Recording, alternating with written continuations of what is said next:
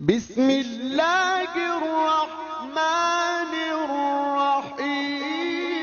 بسم اللہ الرحمن الرحیم۔ احادیث مبارکہ کی روشنی میں سیدہ خدیجۃ الکبریٰ رضی اللہ تعالی عنہا کا مقام۔ ام المومنین حضرت خدیجۃ الکبریٰ رضی اللہ تعالی عنہا ہمارے محبوب مکرم صلی اللہ تعالی علیہ وسلم کی پہلی شریک حیات، سب سے پہلے اسلام قبول کرنے والی خاتون اور سب سے پہلے اسلام کے لیے اپنی تمام تر جمع پونجی خرچ کرنے والی عظیم ہستی ہیں۔ زمانہ جاہلیت میں سرزمین عرب میں جو چند پاک باز خواتین موجود تھیں، آپ کا مقام ان میں نمایاں تھا، حتیٰ کہ اس زمانے میں بھی آپ طاہرہ کے نام سے پہچانی جاتی تھیں۔ 25 سال کی عمر مبارک میں انہی کی خواہش پر ہمارے محبوب مکرم صلی اللہ تعالی علیہ وسلم نے ان سے نکاح کیا،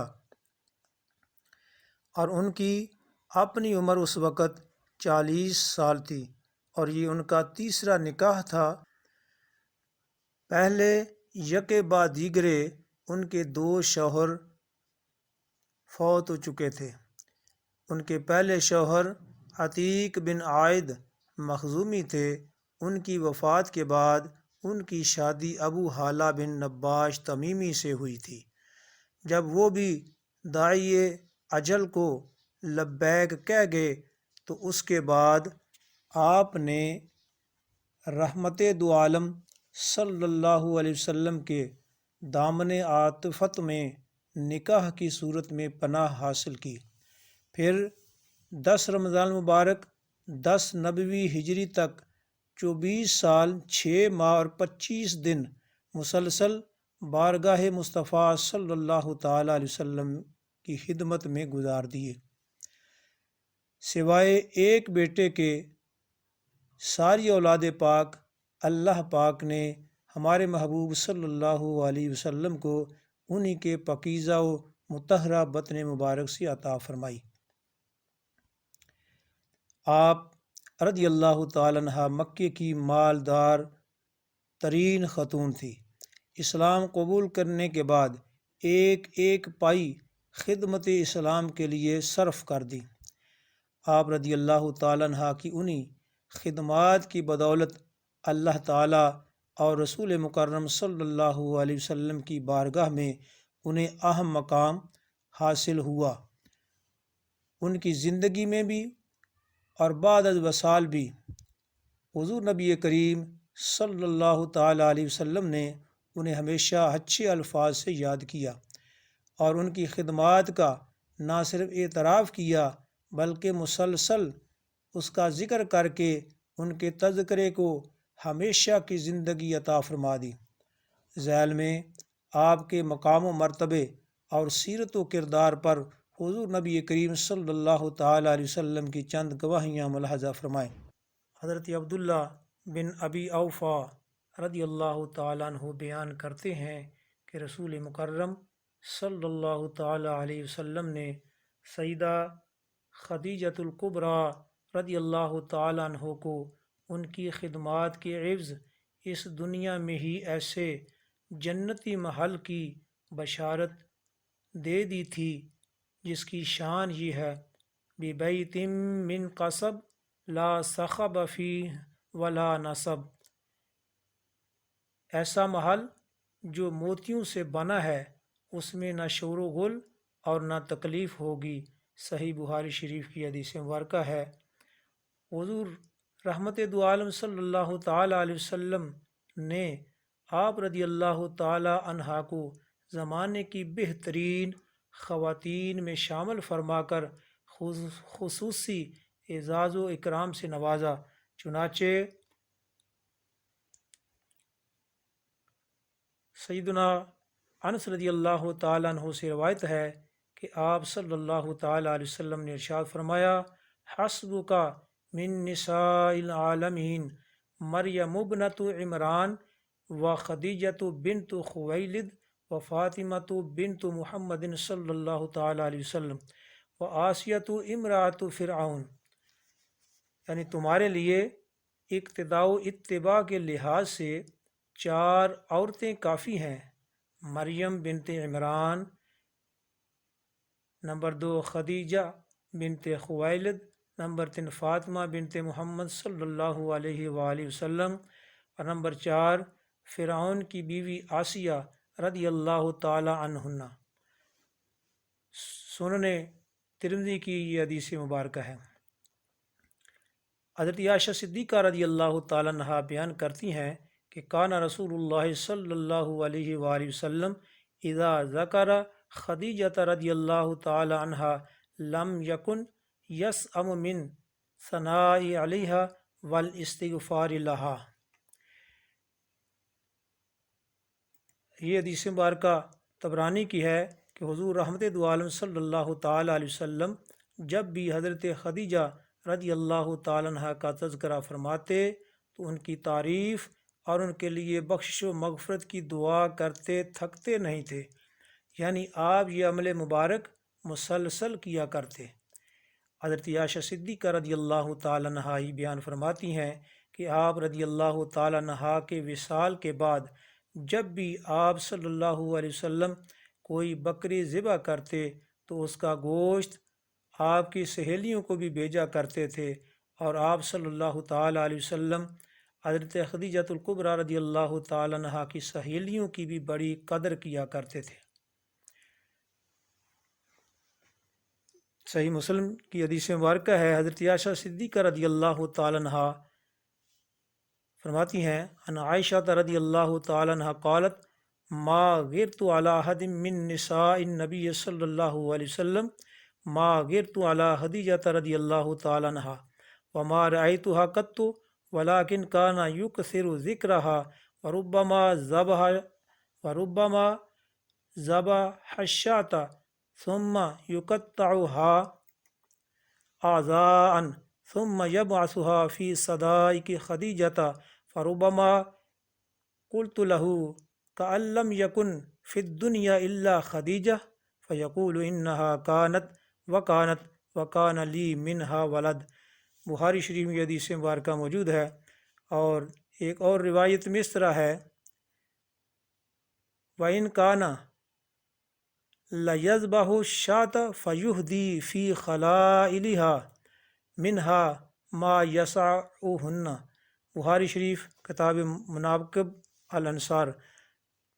اور ایک اور روایت میں ہے کان اذا ذبح الشاة یقول ارسلوا بها الى اصدقاء خدیجہ۔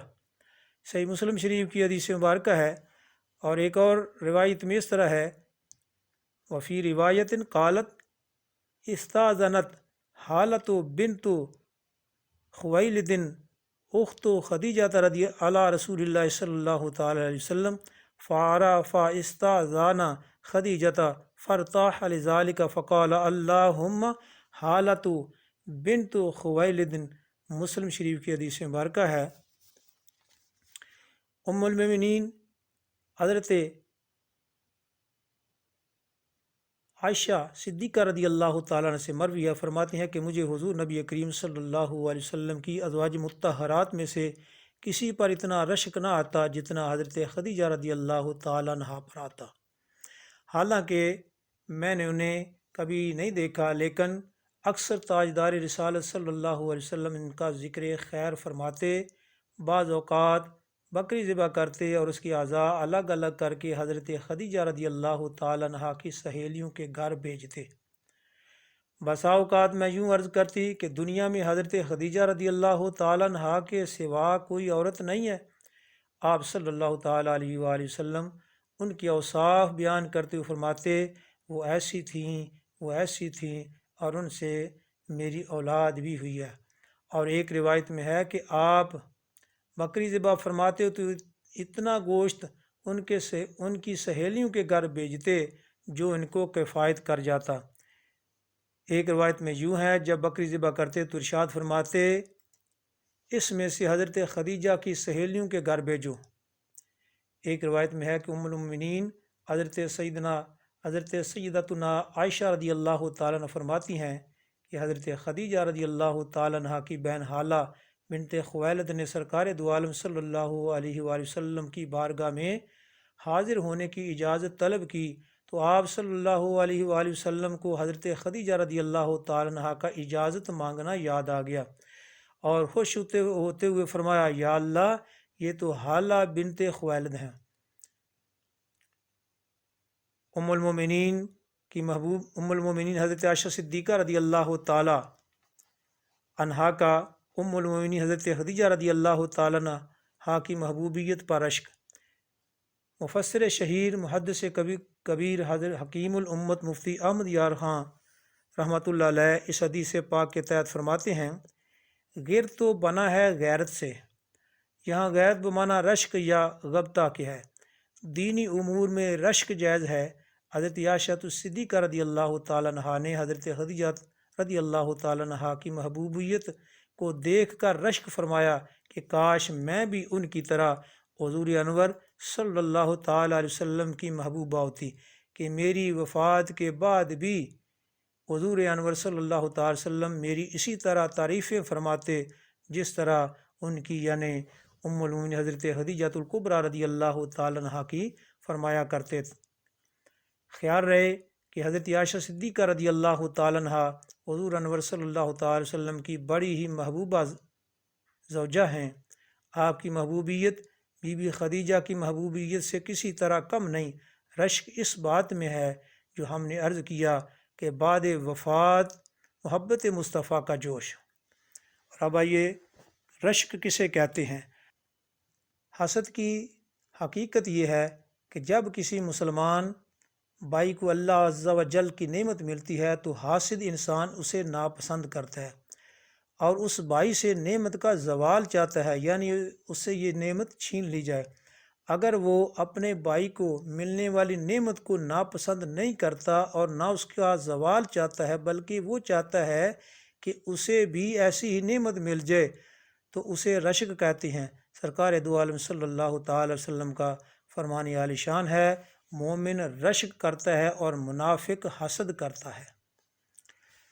حضرت عائشہ صدیقہ رضی اللہ تعالیٰ عنہا کی زبانی حضور رحمت دو عالم صلی اللہ علیہ وسلم کا آپ سے ایک انداز محبت ملاحظہ فرمائیے، اس سے آپ کی سیرت و کردار اور خدمت اسلام کے بھی کئی گوشے نکھر کر سامنے آ جائیں گے۔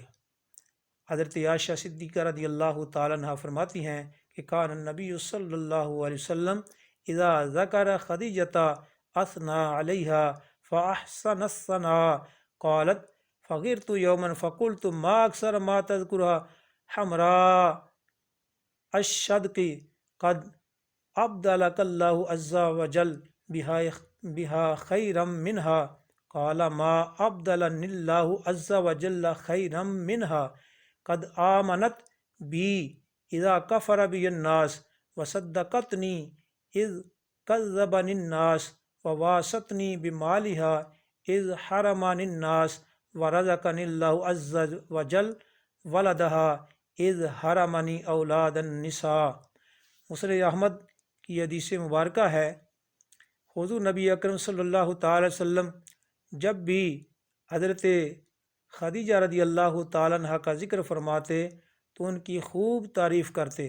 آپ فرماتی ہیں کہ ایک دن میں غصے میں آ گئی اور عرض کیا کہ آپ اس سرخ رخساروں والی کا تذکرہ بہت زیادہ کرتے ہیں، حالانکہ اللہ تعالیٰ نے آپ کو اس سے بہتر عورتیں اس کے بدلے میں عطا فرمائی ہیں۔